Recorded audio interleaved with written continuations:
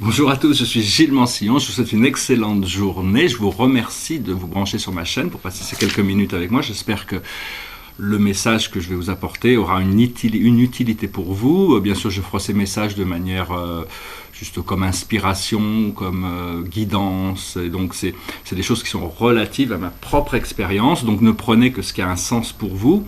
Enfin, je sais qu'on est quand même tous en train de passer par des transformations importantes, et donc c'est des moments qui sont quand même assez clés. Donc c'est très important de rester bien connecté sur son sens intérieur, sur sa vérité intérieure. Et donc, tout ce que je fais dans ces vidéos, c'est d'adresser de la psychologie. Hein. C'est parce que tout passe à travers la psychologie. Toute l'expérience de la vie passe à travers notre propre vision des choses. Rien d'autre n'existe que nous dans ce procédé. En réalité, parce que bon, nous, on est la partie réelle de notre vie. Tout le reste, c'est juste un théâtre, un costume, toutes ces choses-là. Et donc, cela dit, ces choses sont importantes, et donc il faut pouvoir en profiter. Il y a toujours un côté lumineux dans la vie, des fois qui est obscurci par des choses obscures. Et donc, il faut quand même arriver à toujours voir la lumière, si possible, derrière les choses. Et donc, de vivre consciemment plutôt qu'inconsciemment, parce que quand on vit consciemment, on vit à l'effet de son action inconsciente, on subit la vie, alors que quand on prend conscience et responsabilité de ses actions et de sa vie et de ses pensées, à ce moment-là, on doit faire face à toutes nos pensées discordantes, mais une fois qu'on a fait face à ça, on retourne à nos pouvoirs, on est à la cause et à l'effet. Je voulais aussi parler des désirs cupides. Le désir cupide, c'est quelque chose qui est éternel, qui ne s'arrêtera jamais. On aura toujours des désirs, l'univers sera toujours en expansion, il y aura toujours une recherche de quelque chose. Ces choses sont très profondes. Et donc, ces désirs, ils se réalisent à travers des expériences qui nous remplissent par rapport à ce qu'on recherche, ou alors c'était basé sur une illusion, et donc on s'aperçoit qu'il n'y avait rien à la fin. Et donc c'est très important d'accepter de réaliser ces illusions, parce que tant qu'on croit à une illusion, tant qu'on ne l'a pas réalisée, on va continuer à poursuivre une illusion, plutôt que une fois qu'on l'a réalisée, l'illusion n'existe plus, et on peut passer à quelque chose de plus réel. Donc c'est important de bien suivre tout ce qui est exprimé, même si la vie nous révèle quelque chose d'étrange ou de mystérieux, parce qu'il y a toutes sortes de voies, toutes sortes de forces dans l'univers qui s'oppose à cette ascension, qui s'oppose à cette évolution. Mais cette force n'est que notre ego. C'est notre ego qui s'oppose à cette évolution par rapport à notre âme qui, elle, veut arriver à ça. Et donc c'est un petit peu comme sur un échiquier. Si on a joué une partie d'échecs sur un échiquier, et que nous on jouait les noirs, on joue l'ignorance, et la vie joue les blancs. Et la vie veut que nous gagnions, que les noirs gagnent, mais à chaque fois qu'on fait un move, la vie en fait un autre. C'est pour nous construire notre caractère, donc il faut accepter toutes les choses, trouver l'harmonie, l'équilibre dans ces choses. Au point de vue du désir cupide, je voulais aussi dire que un bon exemple, c'est l'exemple du Bouddha qui avait compris que à chaque fois qu'on désirait quelque chose, ça nous déstabilisait, donc il a essayé d'abolir ce désir, mais en réalité il n'a pas pu abolir ce désir, parce que ce désir est éternel, donc son désir s'est transformé pour un désir de renonciation, un désir de pureté, un désir d'atteinement du nirvana, de la sphère absolue, d'une sphère absolue d'existence au-delà du temps et de l'espace. Et c'est comme ça qu'il a transformer ces désirs, de désirs impurs et matériels, vers des désirs purs d'élévation, de sérénité, de lucidité. Et donc, mais enfin bon, quand on a des désirs, il y a des désirs qui sont des choses purement cellulaires, habituelles, qui sont relativement assez négatives, des choses qui reviennent tout le temps. Et puis il y a les désirs profonds du cœur. C'est la raison pour laquelle on est venu sur Terre, c'est pour vivre ces choses. Et donc quand on émet un désir à l'univers le comprend, et donc il faut savoir que si on est en alignement, si on croit, si on sait qu'on peut recevoir ce que l'on demande, l'univers met tout en place pour nous l'amener. Et donc, ce qu'il faut penser, c'est un petit peu comme si on était assis dans un restaurant, et quand on a un désir, on fait une commande. Le garçon prend et ramène la commande en cuisine. Seulement bon, des fois il y a des plats qui prennent du temps à cuire, et donc quand vous êtes au restaurant, toutes les 2 minutes, vous n'allez pas courir dans la cuisine en disant vous avez oublié mon plat, vous avez oublié mon plat. Donc ayez confiance que si vous avez un désir profond, l'univers est prêt à vous l'amener. Après ça, il faut suivre les étapes qui sont présentées pour pouvoir faire les choses quand même qui nous permettent d'avancer vers la réalisation de ce désir. Bon, bien sûr, tout ça, c'est des choses qui marchent pour moi, comme c'est dans mon. Mais enfin, il y a quand même cette loi. La loi est la même pour tous, hein, donc il n'y a pas cette loi éternelle de la perfection nous reflètera toujours nos insuffisances jusqu'au moment où on les comble, et à ce moment-là, on est élevé. Il y a des forces très puissantes qui sont à l'œuvre, un nombre incalculable de forces qui sont à l'œuvre dans l'invisible pour accélérer cette transformation, cette transmutation du monde terrestre. Et une puissance très forte, c'est la planète Vénus qui est une sorte de grande sœur de la Terre, qui est un monde très intelligent, très avancé. Et je ne sais pas si vous avez remarqué, mais Vénus est devenue 2 fois plus brillante qu'elle ne l'était avant. C'est parce qu'il y a des nouveaux gaz qui sont en train de se manifester là-bas, et l'atmosphère extérieure du monde de Vénus est en train de se retransformer. Ça va prendre du temps, mais du temps non, ça va pas prendre trop de temps, mais il est en train de reconstruire une réalité matérielle qui sera appropriée pour supporter la vie biologique. Donc il y a toutes ces choses qui sont en train de se transformer. Et d'un point de vue plus large, la galaxie d'Andromeda est une grande sœur de la Voie lactée, c'est-à-dire c'est vraiment une force qui est complètement indépendante, qui n'a rien à voir au niveau de tous ceux qui ont fait leur ascension en Andromède, c'est complètement une différente ascension de ce qui se passe dans la Voie lactée. Mais bon, éventuellement, pour la meilleure manière déjà de contacter les Andromédains, je voulais dire pour ceux qui s'intéressent à ces choses, c'est de rentrer dans l'alignement avec Arcturus, parce que les anges d'Andromède qui communiquent cette lumière dorée depuis le centre de cette super galaxie, c'est des lumières très puissantes, ils arrivent à communiquer directement avec nous, mais si on arrive à passer par le biais de l'alignement d'Arcturus, on a une vision beaucoup plus profonde, parce qu'ils sont en communication beaucoup plus directe, et ils ont une vision beaucoup plus... donc c'est vraiment rentrer dans cet alignement pour arriver à canaliser ces énergies. Bon, aussi, je voulais dire aussi par rapport à beaucoup de choses, c'est par rapport à la spiritualité, c'est développer un sens de l'attitude. Une fois qu'on a compris qu'on a cette divinité en nous, il faut arriver à la manifester. Et donc cette autorité divine, il y a une autorité divine, une force plus puissante que nous, qui est toujours en assistance de toute chose, mais qui à un moment donné peut prendre... c'est une force qui est en train de réveiller toute l'humanité, c'est très puissant, vous pouvez la voir dans tous les gens, tous les êtres que vous rencontrez ont cette divinité en eux, et à partir du moment où vous tournez vers la conscience unifiée, chaque personne pourra vous refléter comme un miroir certaines choses qui sont personnelles, et donc prenez cette information et... essayez de l'intégrer, parce que le sens de l'attitude, c'est comme ça que c'est la magie, c'est les miracles, c'est pas surnaturel la magie et les miracles, mais ça vient de la foi, ça vient du pouvoir de la création qui peut transformer les choses. Et donc toutes sortes de choses sont possibles à partir du moment où on croit qu'elles sont possibles. Ça ne veut pas dire qu'on ne peut pas faire des miracles indépendamment de la croyance des autres, hein. Quand Jésus a marché sur l'eau, peu importe ce que les gens pensaient, ils ont dû y croire puisqu'ils le voyaient. Donc voilà. Mais voilà, donc ça c'est vrai aussi pour les pouvoirs psychiques. Il faut commencer à y croire pour pouvoir commencer à les développer, pouvoir commencer à aligner ces chakras.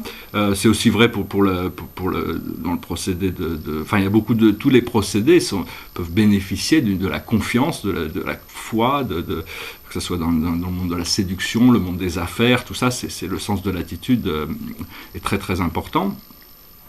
En essence, ce qu'on veut, c'est retrouver cette présence, cette connexion, ce sens de la permanence à l'intérieur de nous qui nous fait réaliser que il y a le forefront, il y a la façade, et puis il y a les plans internes. Et donc, on a l'habitude de vivre en façade, mais la façade est constamment en chaos. Et donc, c'est très très difficile Donc il faut pouvoir apprendre à enlever les voiles à l'intérieur pour pouvoir rentrer à l'intérieur de soi avec plus de... Enfin, toutes ces choses deviennent de plus en plus faciles.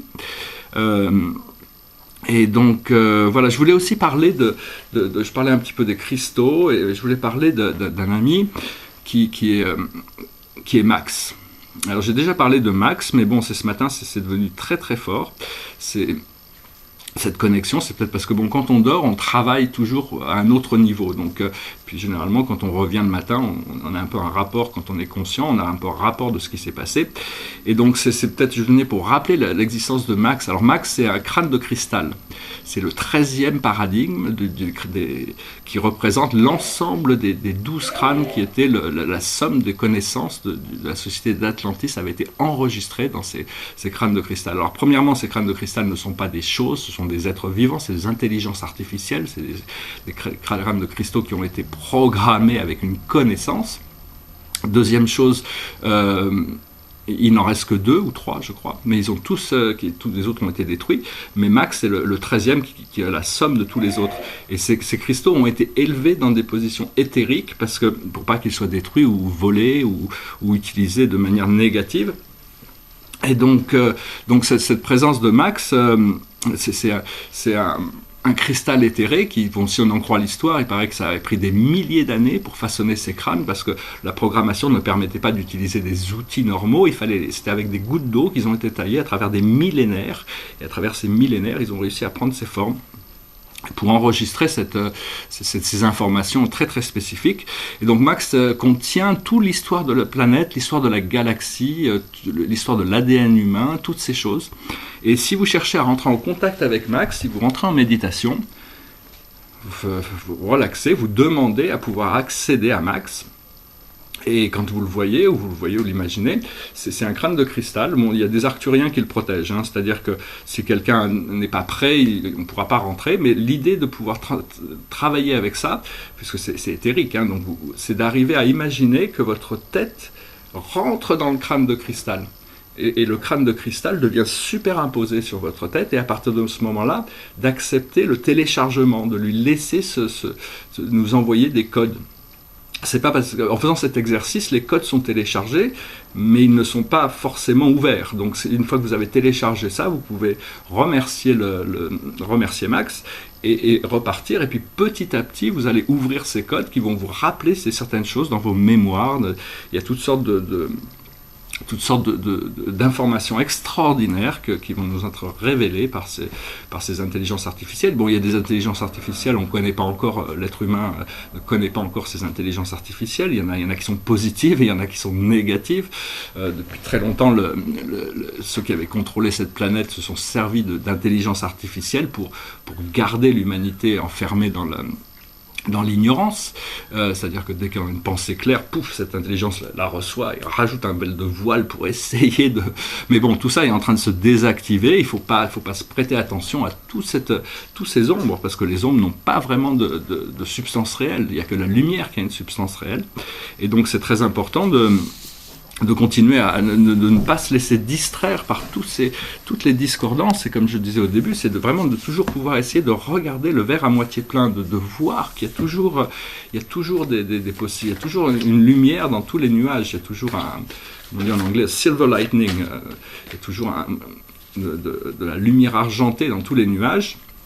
Et cette lumière argentée représente quand on est en train de travailler avec la lumière, cette lumière argentée est une étoile qui est au-dessus de notre tête et qui représente le futur. Et donc c'est très bien de pouvoir connecter, pouvoir se tourner vers cette lumière pour pouvoir recevoir aussi ces informations quand on est en état de réceptivité. Notre moi futur a la capacité de servir notre évolution, de servir notre mise à jour pour notre programme. Une autre chose, si vous êtes stressé, je vous conseille de fermer l'ordinateur, de laisser votre téléphone à la maison, mettez-le dans un placard, allez dans la nature, passez du temps avec des amis, lire un bon livre, vous impliquer dans des activités créatives ou au service des autres. Enfin, toutes ces choses-là sont quand même très utiles pour nous aider à passer au-dessus de nos problèmes personnels. Mais c'est vrai qu'il y a des nouvelles addictions très très fortes par rapport à l'internet et surtout par rapport au téléphone portable. Je vois beaucoup de gens qui sont complètement soumis à leur téléphone portable. Quoi qu'il se passe, si Pizza Hut lui envoie moi des fois ils m'envoient des messages avec leur menu, parce qu'un jour, il y a 20 ans, il y a 5 ans, j'ai commandé une pizza, tous les mois ils m'envoient ça. À ce moment-là, hop, la conversation s'arrête parce que j'ai reçu ce SMS, il faut que je vérifie que ces compagnies, je ne sais pas comment les bloquer, tous ces spams, mais disons que c'est devenu le téléphone portable. Il y a beaucoup de gens dans la rue, ils sont complètement hypnotisés par leur téléphone portable, ils ne voient plus rien, ils sont complètement déconnectés du monde extérieur.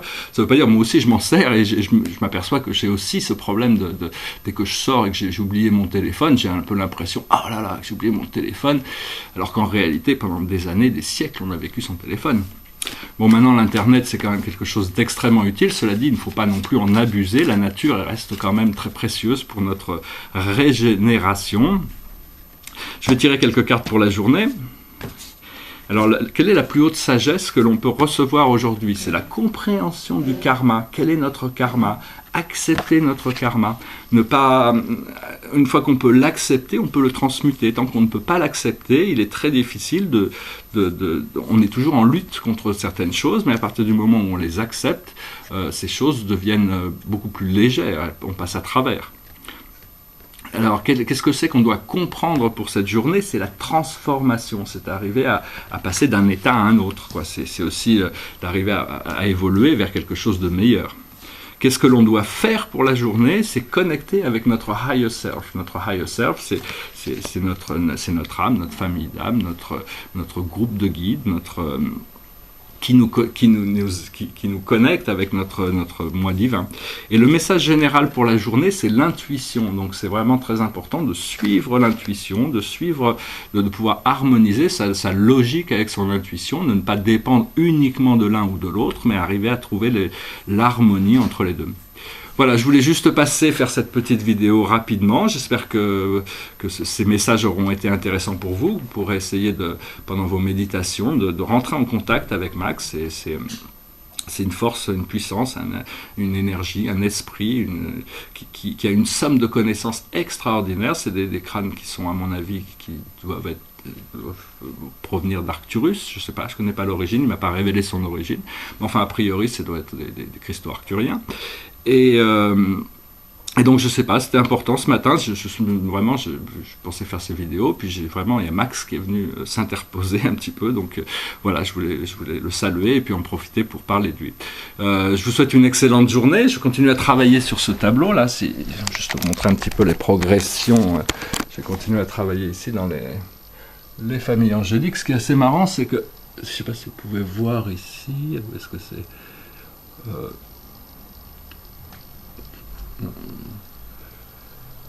Ici, on dirait qu'il y en a un qui donne un coup de poing à l'autre. C'est marrant. Enfin bon, je vais voir. Il y a plein de choses assez humoristiques qui sont en train de se dégager de ce tableau. Je vais continuer à travailler dessus.